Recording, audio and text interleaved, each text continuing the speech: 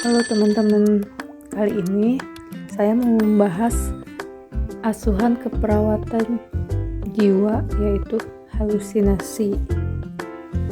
Ya, mungkin ini agak sedikit panjang ya, sehingga nanti mau dibikin part 2-nya. Jadi ini part 1-nya. Topik bahasannya di sini saya mau membahas definisi, pengkajian, diagnosis, dan tindakan keperawatannya.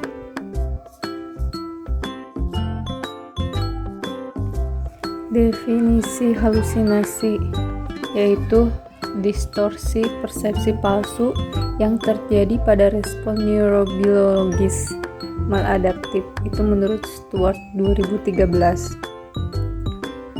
Pada halusinasi tidak ada stimulus eksternal dan internal yang dapat diidentifikasi. Itu masih menurut Stewart 2013. Gejala gangguan jiwa berupa respons panca indera, yaitu penglihatan, pendengaran, penciuman, perabaan, dan pengecapan terhadap sumber yang tidak nyata. Kelliat et al. 2019. Definisi jenis halusinasi. Jadi halusinasi itu dibagi beberapa jenis ya. Ada beberapa jenis halusinasinya. Yang pertama, halusinasi dengar atau suara.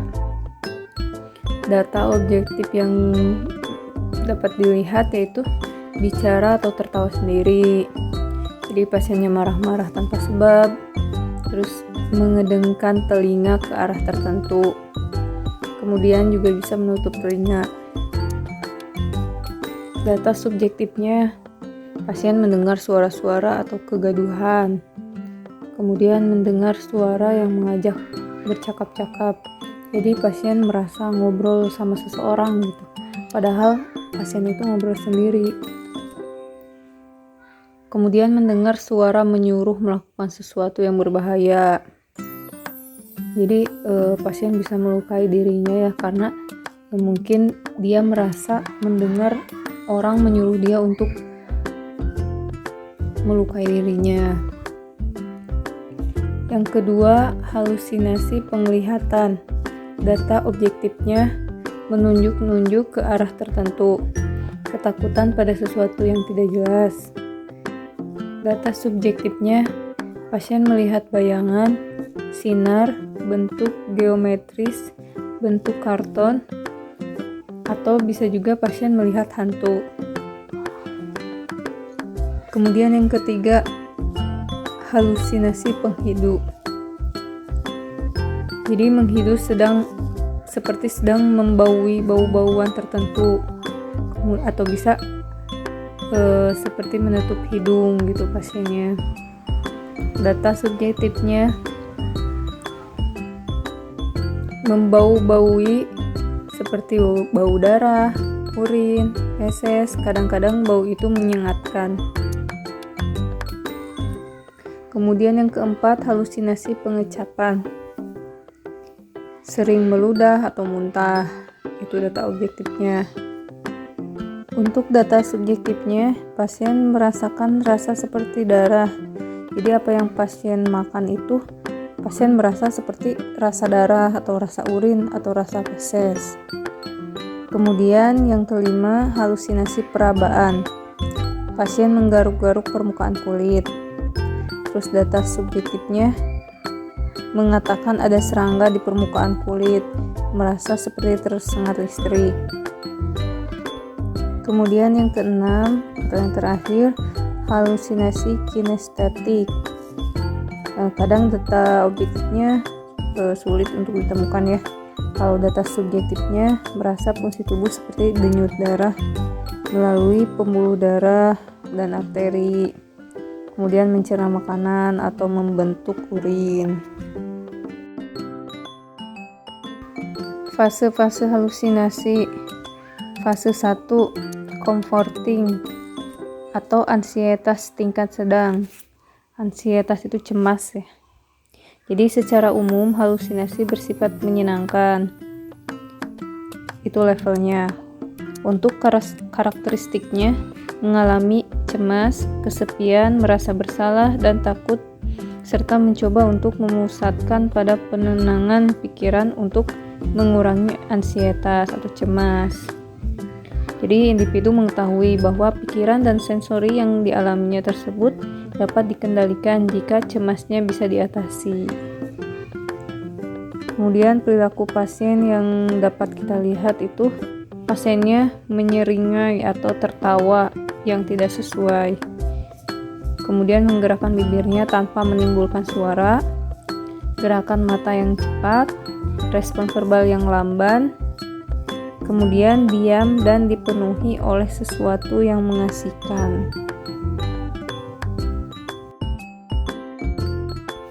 Kemudian fase 2 menyalahkan, condemning atau cemas tingkat moderat.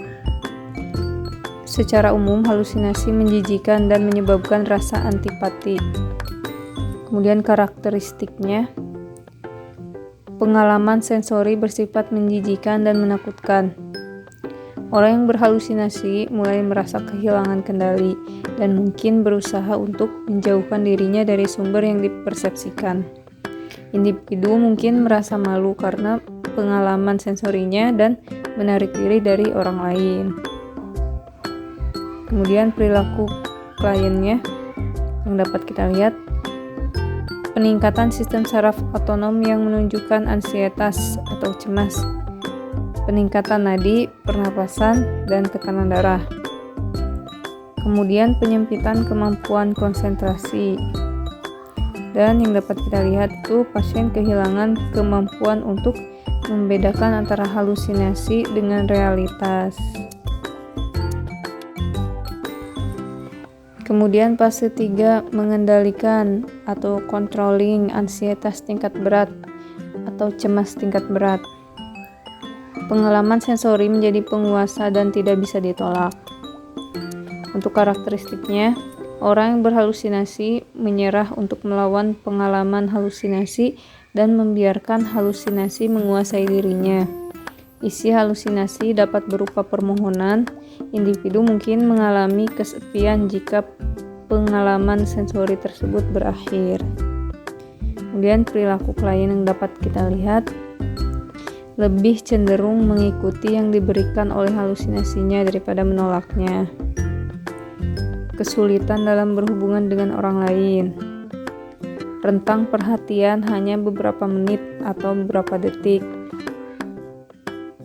Gejala fisik dari ansietas atau cemas berat seperti berkeringat, tremor, ketidakmampuan untuk mengikuti petunjuk.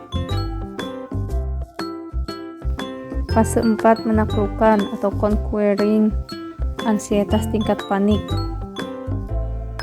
Secara umum, halusinasi menjadi lebih rumit dan saling terkait dengan delusi.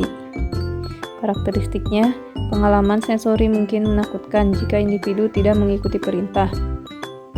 Halusinasi bisa berlangsung dalam beberapa jam atau hari apabila tidak ada intervensi terapeutik. Kemudian perilaku kliennya, perilaku menyerang atau teror gitu seperti panik. Sangat potensial melakukan bunuh diri atau membunuh orang lain. Kegagalan fisik yang merefleksikan halusinasi seperti amuk, agitasi, menarik diri.